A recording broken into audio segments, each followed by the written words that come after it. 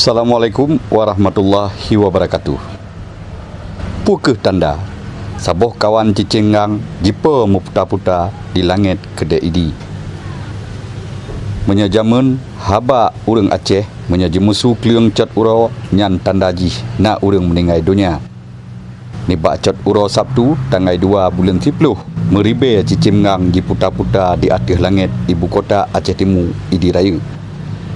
Pukul tanda truk meribe cicim nyan atau wajih nyan cicim ngang yang tengah dihijrah dari benua ke benua lain. Video cicim ngang nyan jipa mekawan kamu rekam pah wate kamu tengah pegot video kebudayaan daerah bak pendopo Bupati Aceh Timur. Lun wate nyan cukup terkejut wate lun kalon ulangit u arah tunang pendopo idi pah tat daerah Gampung Kutablang bersih di atas gedung Bank BNI atau BSI Jino deh lun kalon mekawan cicim ngang yang jipa meputa-puta di langit nyan.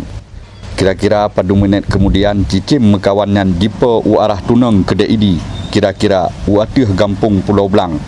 Hana trip lianyan pah wate bak Masjid Agung Darussalihin idi kaji musu beut bak dalehu cicim nyan jipa mekawan u arah barat di atas kota idi.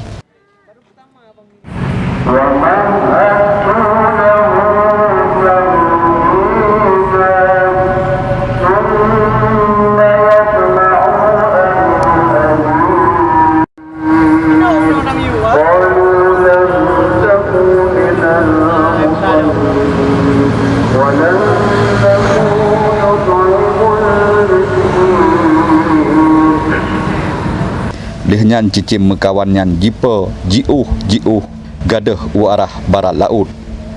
Nah padum-padum dro urang yang kalen di daerah nyan gepegah nyan nasaboh tanda, kadang tanda god, kadang tanda hanagot. Tapi menurut urang lain lom gepegah nyan nakeh fenomena alam yang jarang tat gekalen. Lagi gepegah Libang Mujakir mungkin saja nyan cicim ngang tengah dihijrah dari saboh benua menuju benua lain. Karena cuaca seuem, langit cukup cerah, cicim nyan jipiuh jima adaya. Wallahu alam.